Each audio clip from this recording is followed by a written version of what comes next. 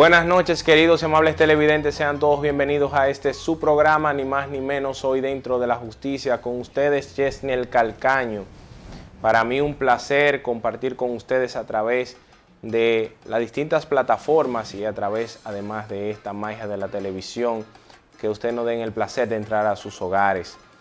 Como siempre, en este espacio de la semana, ustedes nos permiten discutir con ustedes algunos temas de actualidad noticiosa en el ámbito jurídico y político, a los fines de que ustedes puedan enterarse desde una perspectiva sobre cómo vemos nosotros algunas realidades, dando pues algunas ideas y pinceladas sobre estos temas.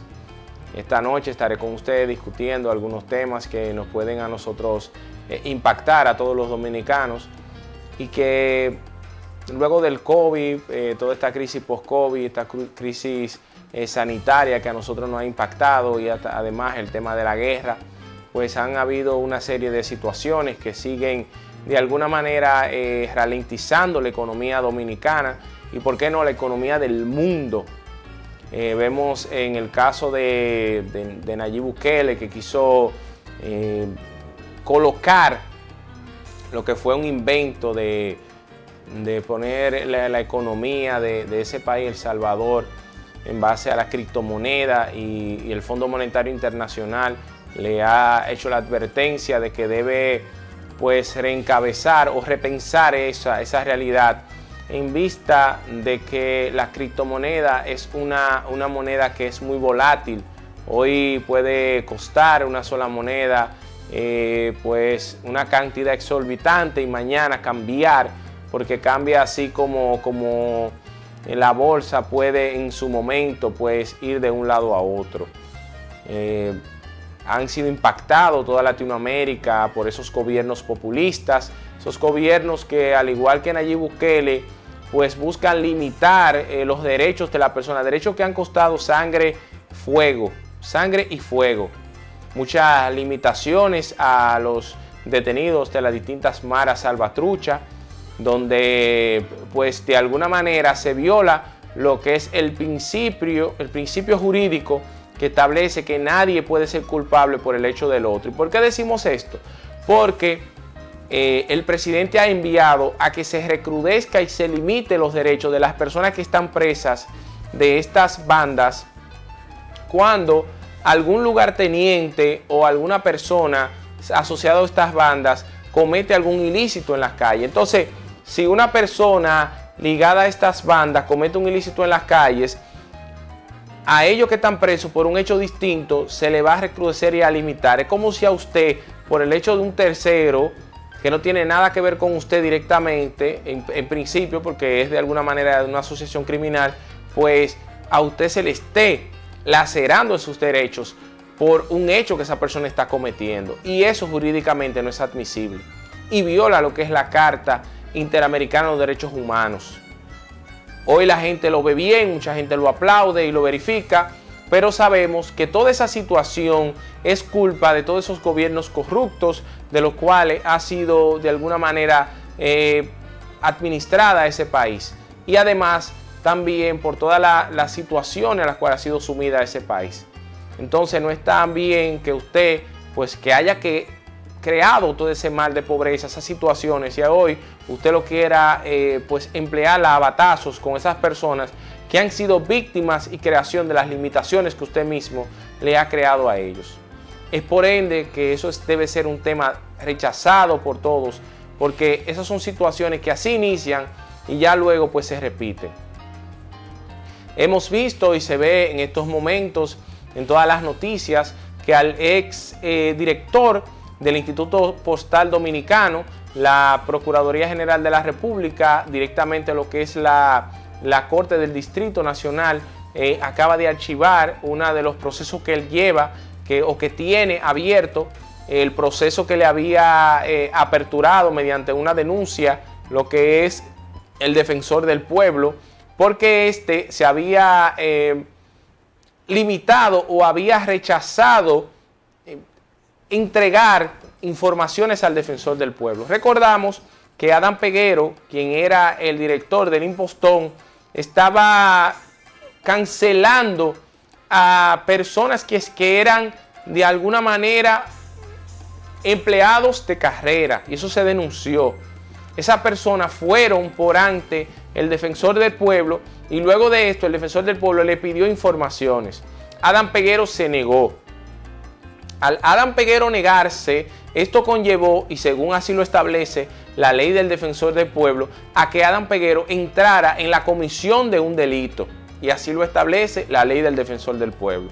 Como cometió un delito el defensor del pueblo y él tiene privilegio de jurisdicción, lo llevó ante la corte del distrito. Ahí está siendo investigado. Recordemos también que Adam Peguero está siendo investigado por el PETCA por la suscripción de un contrato en la cual da la concesión de manera directa, violando la ley de compra y contrataciones, con lo que es la tercerización de unos servicios de impostón en lo que se llama EMS, o lo que es el correo que se da entre lo que es Miami y la República Dominicana a través de lo que es el servicio de paquetería.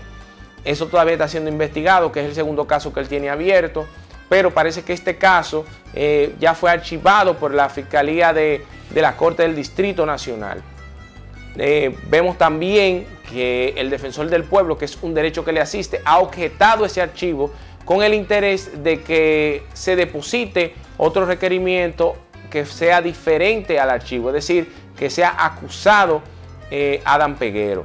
Vamos a ver en qué termina todo esto. Es un derecho que le asiste ese Ministerio Público, de que si entiende que no ha habido la comisión de ningún hecho ilícito, poder archivar, o si no está bajo los requerimientos de tener todos los medios probatorios suficientes para poder acusar en ese momento, archivar de manera provisional, y que más adelante, en el momento que tuviera los medios probatorios para hacerlo, pues abrir nuevamente el archivo, si no opera el plazo de vencimiento máximo del proceso, pues entonces, si no, hacer otro requerimiento conclusivo. Entonces, en este caso, entendemos que también tiene el derecho el defensor del pueblo de ejercer esa prerrogativa legal, que es la objeción del archivo.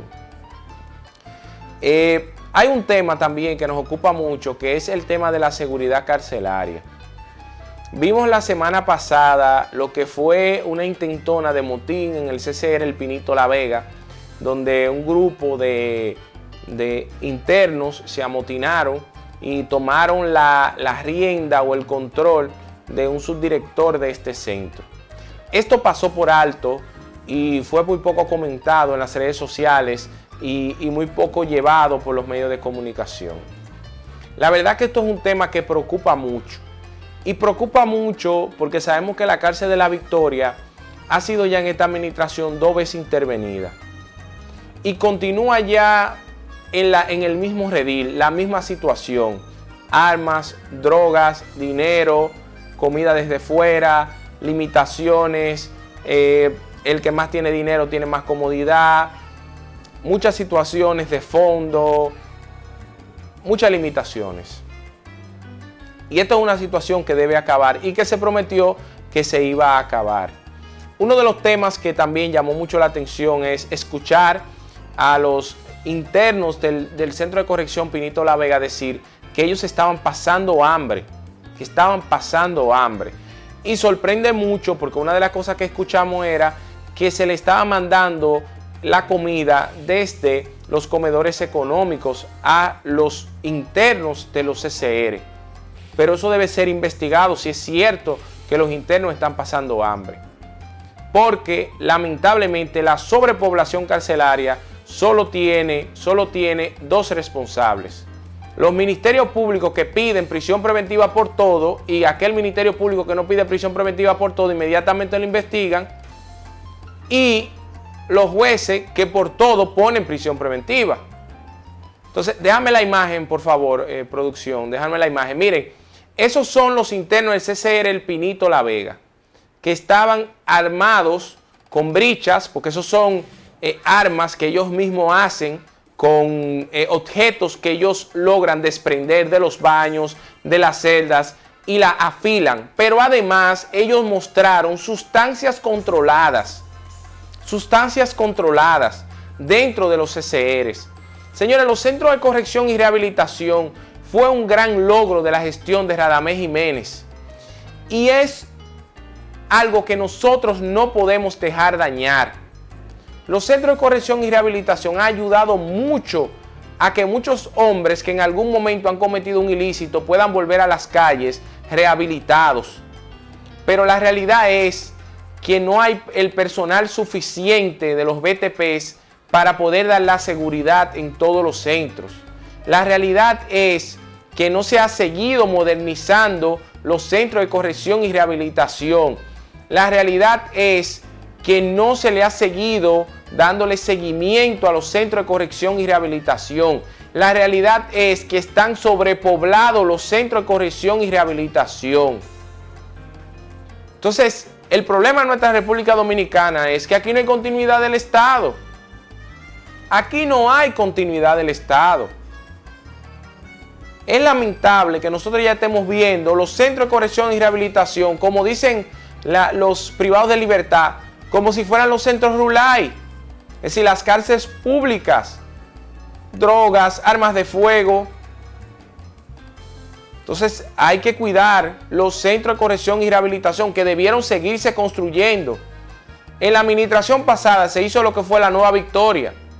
Se nombró como asesor a un gran cuestionador de la Nueva Victoria. Luego lo vimos que lo pusieron como asesor en el tema de la policía.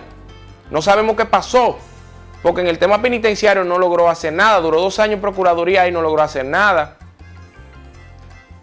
Y en la Nueva Victoria se ha cuestionado con el caso el caso Medusa. Pero al final de la jornada esa estructura está ahí. Eso hay que utilizarlo. Ese dinero ya está gastado. Eso hay que utilizarlo. Y hay que disminuir la población carcelaria. Hay personas que están con asma, con problemas de azúcar, problemas de diabetes, problemas cardíacos, con procesos que no ameritan que tengan prisión preventiva, que pudieran estar privados de libertad bajo otras medidas que permitan igual que el proceso se conozca, que la víctima no esté en peligro y que igual pudiera ser que el Estado no tenga la carga de una persona y está dándole las 3 comidas diarias y con la seguridad que tiene que tener una persona privada de libertad. Entonces, la sobrepoblación, cárcel por todo, por eso es que tenemos ahora mismo la sobrepoblación carcelaria. Veíamos esta semana en una entrevista que le hicieron a la excelentísima Procuradora General de la República, Miriam Germán Brito, que ella misma llamaba la atención y decía que paren los juicios paralelos. Y decía ella, ¿qué vamos a hacer cuando el fiscal juzga a las personas en los medios de comunicación? Y luego que lo juzga en los medios de comunicación, lo acaba en los medios de comunicación. Y termina esa persona siendo descargada. ¿Quién le devuelve la dignidad a esa persona? Decía la Procuradora General de la República. ¿Quién le devuelve la dignidad a esa persona? Decía la Procuradora General de la República. Con los juicios mediáticos. Pero llama la atención de que eso no ha acabado. Muy por el contrario, ha aumentado la mediatización de la justicia penal.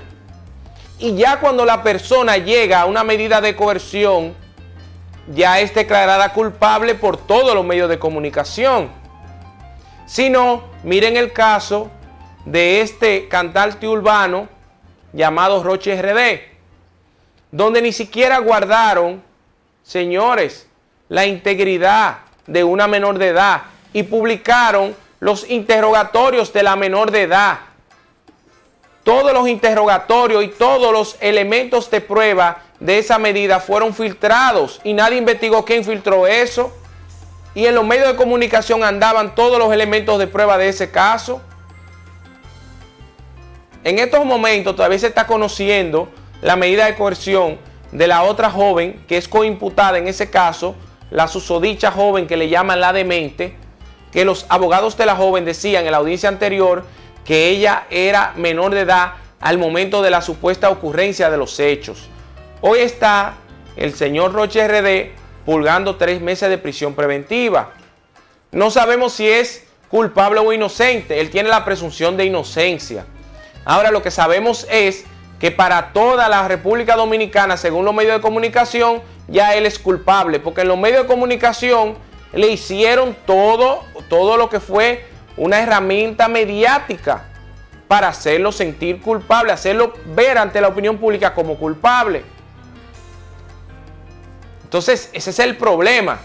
Y solo lo criticamos cuando nos afecta a nosotros de manera particular. Pero ese no es el deber ser. Ese no es. Y ojo, era la Procuradora General de la República en esta semana que lo decía. No debemos apostar a los juicios mediáticos. Y recordamos su voto disidente en el caso de Brecht, donde ella misma decía, y lo repitió esta semana, el plano fáctico o la opinión de un fiscal no es prueba en un proceso. Debe buscar elementos de prueba para poder completar su acusación, que tiene 3 ramas: el elemento fáctico, el elemento jurídico, el elemento probatorio. Si tiene lo fáctico y tiene lo jurídico, pero no lo probatorio, pues está chueca la acusación. Y quizá veamos nosotros en años venideros que procesos que hemos visto cacareando muchísimo por ahí, nos demos cuenta que fueron simples cacareos, como pasaron con procesos que estamos viendo ahora que se están descargando. Porque el fiscal no está para estar en los medios dando declaración, está para estar en los tribunales demostrando su acusación con pruebas.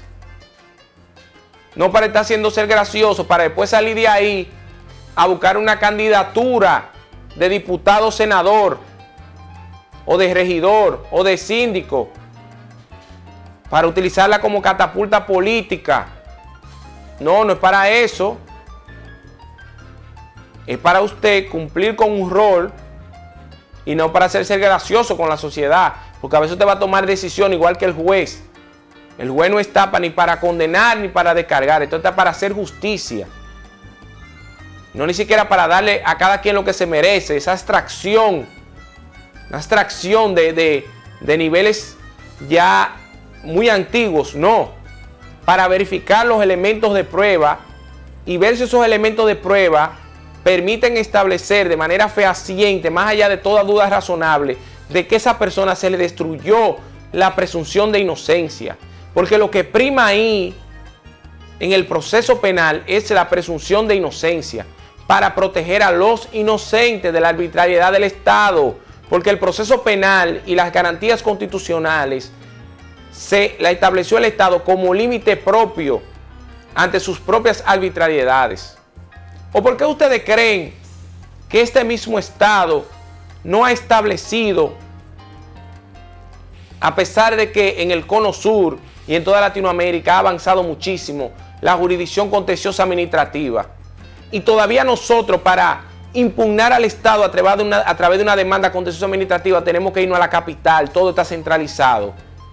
Porque al Estado no le interesa que la jurisdicción administrativa avance. Al Estado no le interesa. Todavía antes de la ley 107 y la 1494, teníamos nosotros esa jurisdicción como parte de la Cámara de Cuentas, una cosa absurda totalmente. Y todavía el día de hoy no estamos hablando de, como decía Jorge Prats en esta semana, en la semana pasada, en un artículo, esa jurisdicción, una jurisdicción constitucional, una jurisdicción que deslinda todas las atribuciones estatales y a los funcionarios, a todos, de todos los niveles, lo deslinda y lo lleva, lo somete a la obediencia. Esa jurisdicción debe estar en todas las esquinas del Estado, pero eso no le interesa al Estado. Eso no le interesa al Estado. Eso es importante, que la gente se empodere con eso.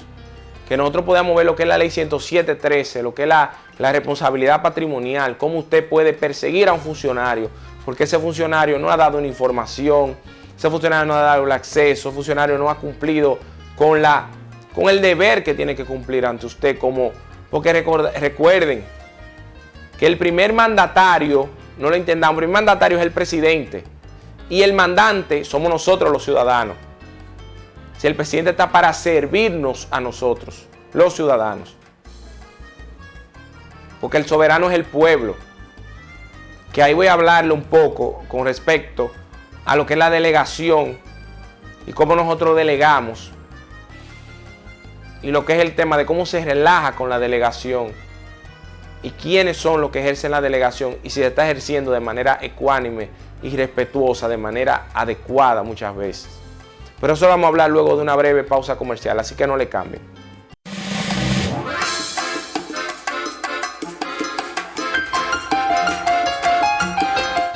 Ni más ni menos, hoy dentro de la justicia con ustedes Chesnel Calcaño.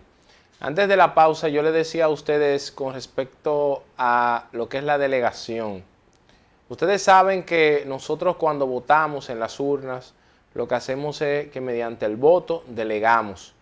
Y por eso, tanto en las municipalidades como en el Congreso, pues lo que tenemos es un delegado, una persona que nos representa, a quien en el caso de la municipalidad llamamos edil o regidor. Y en el caso de, pues en lo que es el mini congreso, ¿no?, de la municipalidad, edil o regidor, y lo que es el presidente de la municipalidad, que es el del ayuntamiento, que se llama alcalde, antes llamado síndico.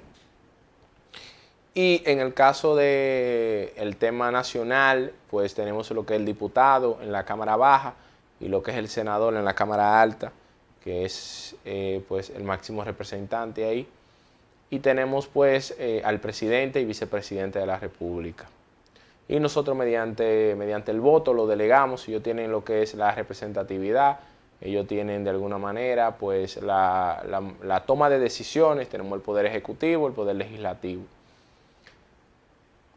Nosotros, a diferencia de otros países, pues los representantes, recordamos que en Estados Unidos se llama Cámara de Representantes, donde ahí ellos se juntan o van a sus distintas localidades, ellos se reúnen con sus representados y dialogan sobre los proyectos. Es importante que nosotros demos seguimiento en qué están esas personas que nosotros votamos. A ver si ellos están realmente, ese sueldo que se le está pagando, millones de pesos dominicanos, están ellos utilizando el tiempo que se le paga hora a hora adecuadamente. ¿Por qué le digo?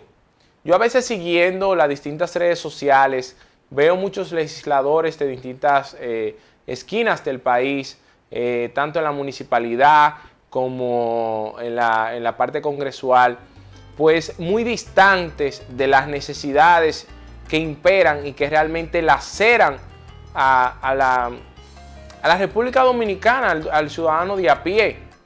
En vez de estar a veces en elementos tan nodales en las municipalidades como las señalizaciones de las calles, las instalaciones de semáforos, que aunque eso le corresponde al Ejecutivo, pero igual los ediles deben viabilizarlo eso a través de resoluciones, proyectos y demás, y a través de cuando se votan lo que es el presupuesto, además de verificar que el presupuesto se esté ejecutando, buscar la manera de que se esté haciendo, colocar los letreros, viabilización de las calles.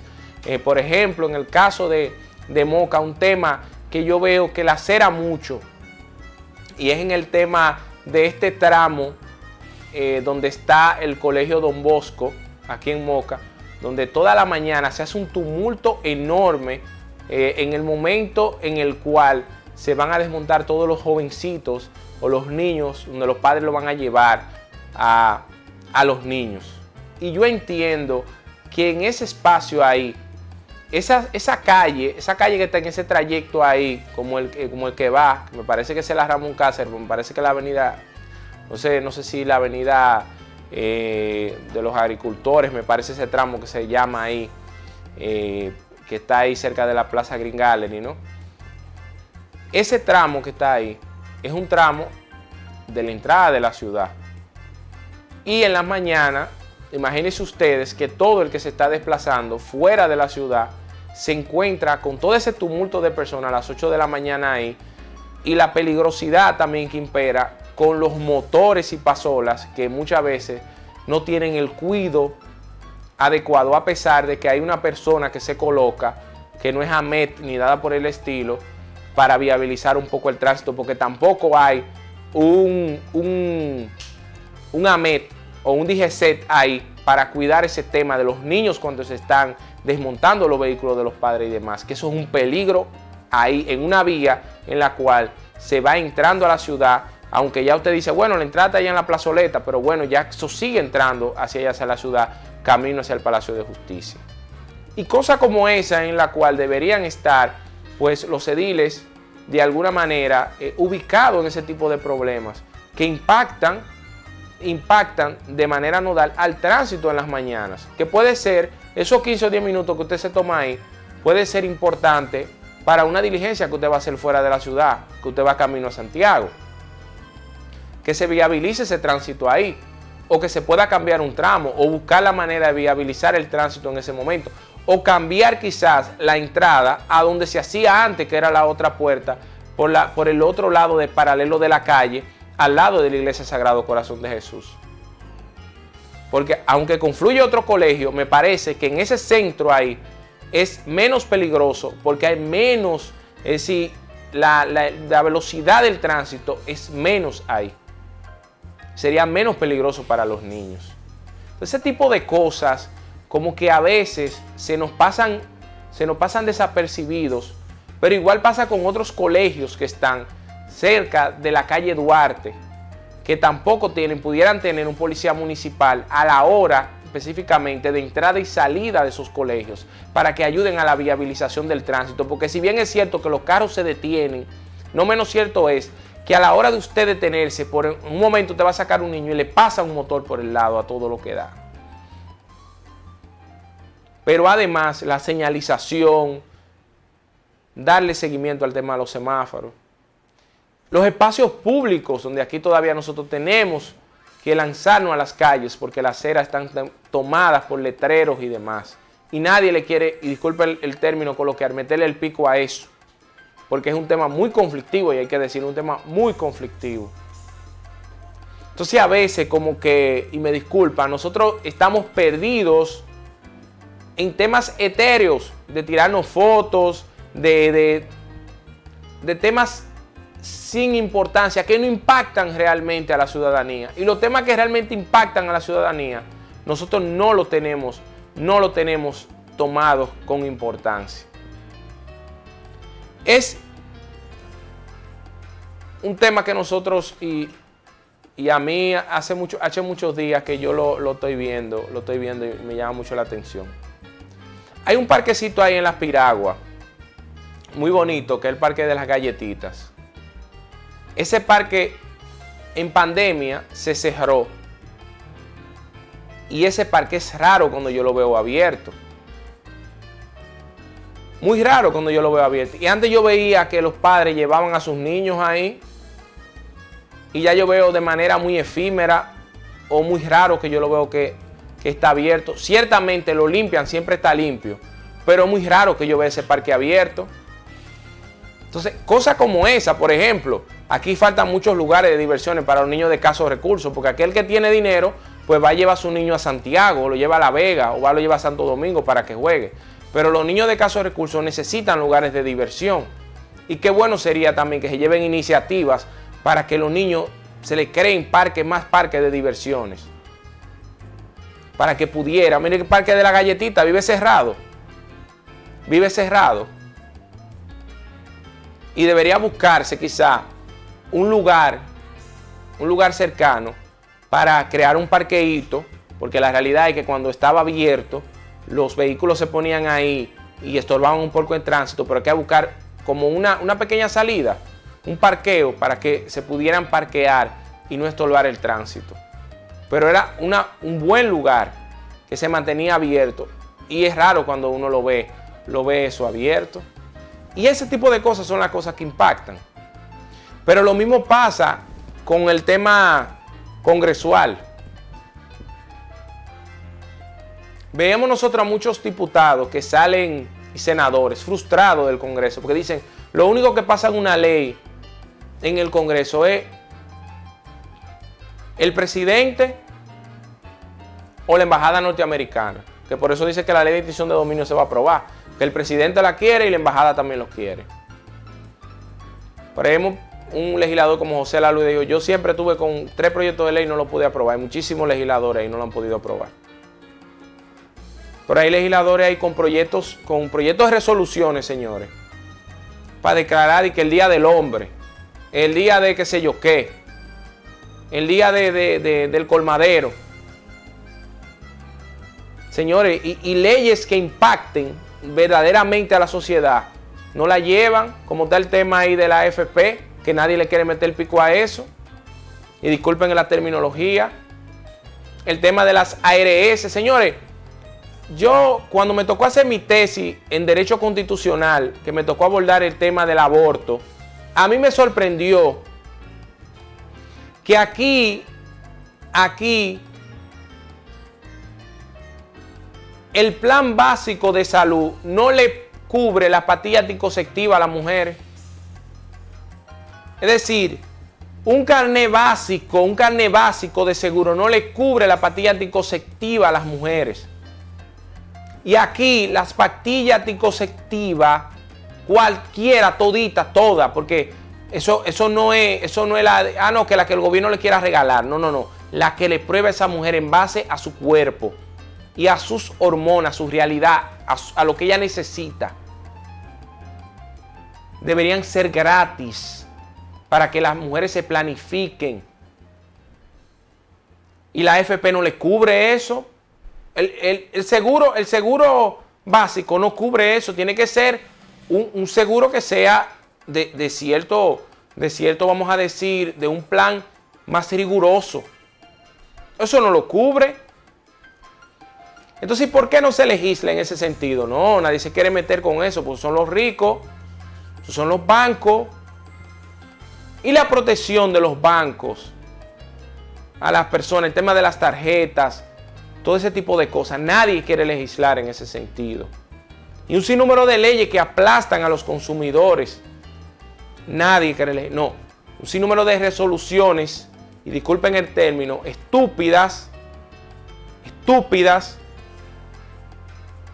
para declarar un día de qué sé yo qué, pero la realidad de cosas que impactan de verdad, en eso no están. Entonces, no nos metan a todos dentro de un mismo saco, porque aquí hay gente sí que se conforma quizá con ver 2 o 3 fotos y 2 o 3 sombreros. Le criticábamos a lo de antes porque lo hacían, pero ahora hacemos lo mismo. Y si van acá, antes decíamos, no, porque los PLDistas vendían como que era pejito por oro, pero ahora entonces estamos haciendo lo mismo, pero con cara diferente. Ahora no es malo, que lo hacemos nosotros ahora. Entonces, muchos intelectuales hay, muchos amigos, que uno le tiene mucho aprecio. Uno le llama, le escribe por WhatsApp, hermano, pero ven acá. Y este proyecto que yo te mandé, mira, esta realidad, que cuando tú estabas afuera, estábamos discutiendo este tema. ¿Por qué? Dime, ¿qué pasó? No, tú sabes que eso es un sector económico, no se puede tocar. Espérate, cuidado. Ahora con el tema de la policía. Vemos aquí que vienen de nuevo con el tema de buscar los antecedentes de las personas.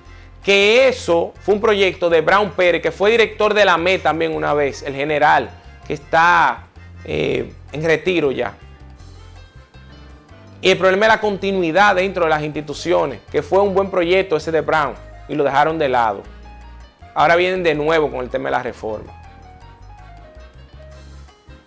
Y ese tema de la reforma, yo le quiero hablar dos o tres temas y lo voy a enlazar con el tema del Congreso, la solicitud del Congreso y la visita, pero luego de una breve pausa comercial, así que no le cambien.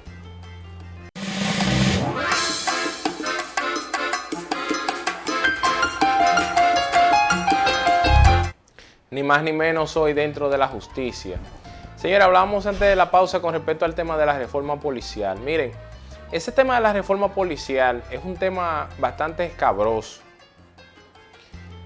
A la hora de hacer política hay que tener mucho cuidado, porque cuando uno se pone a hacer política sobre la base de la crítica y todo el tiempo la crítica,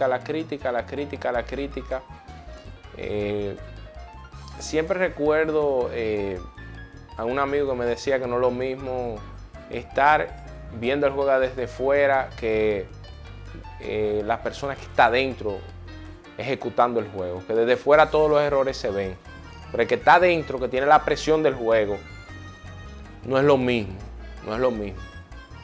Y yo creo que eso es lo que está viviendo ahora mismo, la realidad que está viviendo el presidente de la República cuando dice que la oposición debe,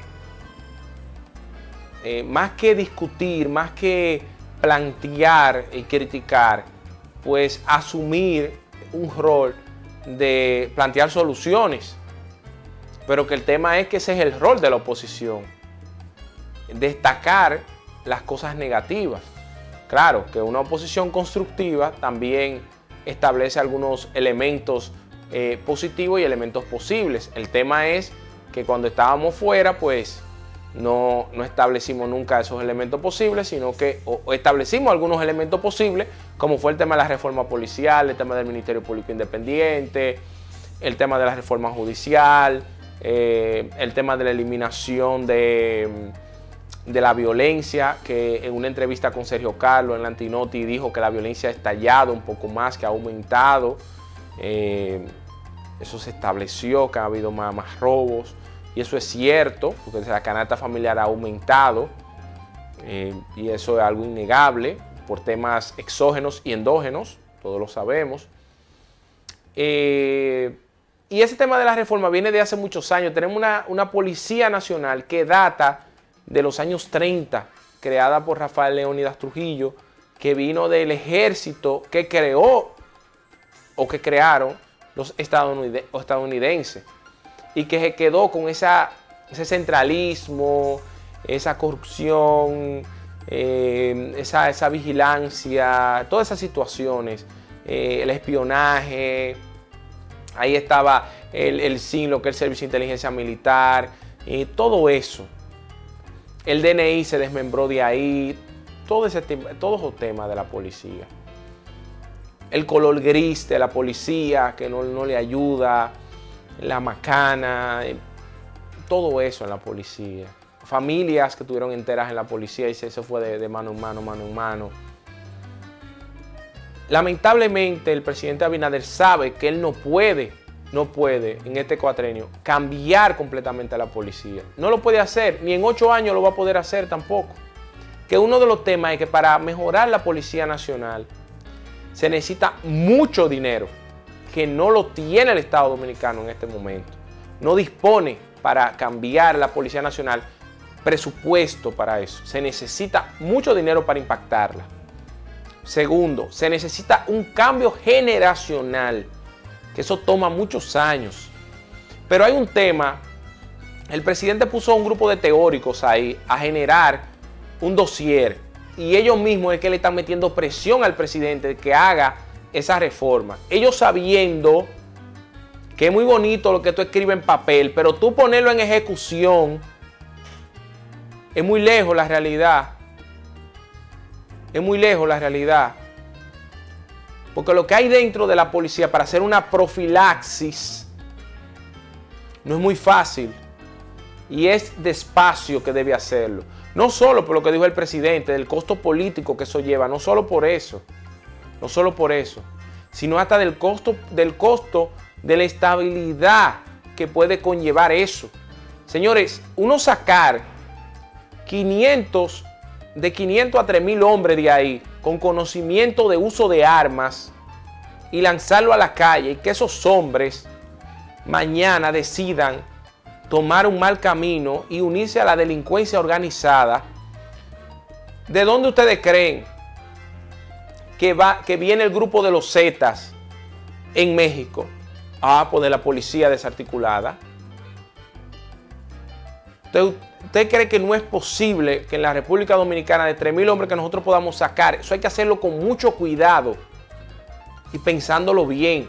Porque mañana, si eso no funciona adecuadamente, esos mismos teóricos que el presidente contrató que se pusieron a comer queso en una mesa para hacer un dossier muy bonito, que están hoy haciéndole presión y diciéndole que el presidente no cumplió, tenía la reforma engavetada y que ahora por presión, por la muerte de David, él la va a sacar y que ahora puso un extranjero y qué sé yo qué. Esos mismos que son comunicadores y que le están metiendo mucha presión al presidente, son los mismos que mañana lo van a acabar diciendo que el presidente, no fue que ellos no hicieron un mal trabajo, no, que el presidente no lo supo hacer el trabajo. Entonces el presidente tiene que andar con cuidado con ese tema y decirle al país la realidad de eso, que él va a hacer cambios puntuales, pero que él no tiene la varita mágica en la mano para cambiar la policía, porque el primer problema de la policía es que no son marcianos los que están en la policía, son dominicanos. Y como decía Carmen Inver, que era ex miembro de la Junta Central Electoral, señores, es que la Policía Nacional no está compuesto por marcianos ni gente de Júpiter, es por dominicanos. Y los mismos males que están en la sociedad dominicana están dentro de la policía.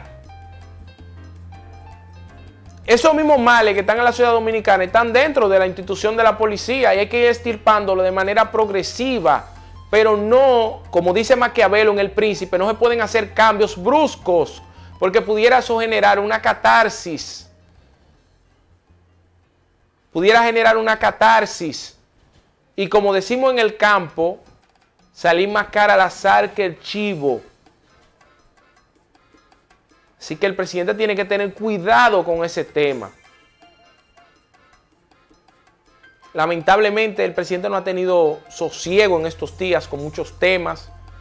Se generó el tema de Santiago, ya hay apresados varios agentes del DICRIN, se generó el tema de Ocoa, se mandó a hacer otra autopsia. El tema de David ya hay unos procesados. Han habido muchas situaciones, el tema de la huelga, él lo apagó ese tema. Muchas situaciones, vino este tema ahora, vimos el tema de Gloria Reyes, ya Gloria Reyes deslindó ese tema, citaron al jefe de la policía, fue Chu Vázquez, fue inadecuado desde un punto de vista porque fue el jefe de la policía que lo citaron, pero políticamente fue con una decisión correcta, porque el jefe de la policía sabemos que no tiene una expresión quizás tan adecuada y Chu sí va a saber manejar el tema. Vuelvo y le digo, no era lo correcto desde el punto de vista del respeto a la separación de poderes y demás, pero políticamente fue una buena decisión porque Chu iba a saber manejar el tema. Entonces, tiene el presidente que tener cuidado con eso, no dejarse meterse presión con ese tema, porque puede ser un tema que mañana le puede rebotar. Y el tema de la reforma de la policía, no en 14 puntos, no, en 50 puntos que hay que dividirlo, pero despacio. Despacio, porque mañana puede pasar que se gaste un dinero y si no le creamos planes de vivienda a los policías, pero darle edificios para sacar a los policías de que cuando terminen el servicio, señores, no vayan a los barrios al lado de los puntos de droga porque no tienen dónde vivir, su sueldo no le da para pagar otra vivienda que no sea ese cuchitril ahí en un barrio, que no sea en otro lugar, sino que tengan viviendas separadas en barrios de policía, como pasa en Colombia, en otros lugares, barrios de policía segmentados, buenos planes de seguro médico, que sus hijos puedan ir a universidades con beca, que sus esposas tengan buenos trabajos y que ellos cuando anden en motores no anden con la preocupación de que su casa se va a comer o no. Ahí que tiene que empezar la reforma policial, darle estabilidad a esos policías. En ese sentido, señores, para mí siempre un placer. Como usted sabe, el tiempo siempre es bien corto en televisión, pero para mí siempre un placer compartir con todos ustedes. Muchas gracias, buenas noches y nos vemos pronto. Estuvo con ustedes Chesney Calcaño.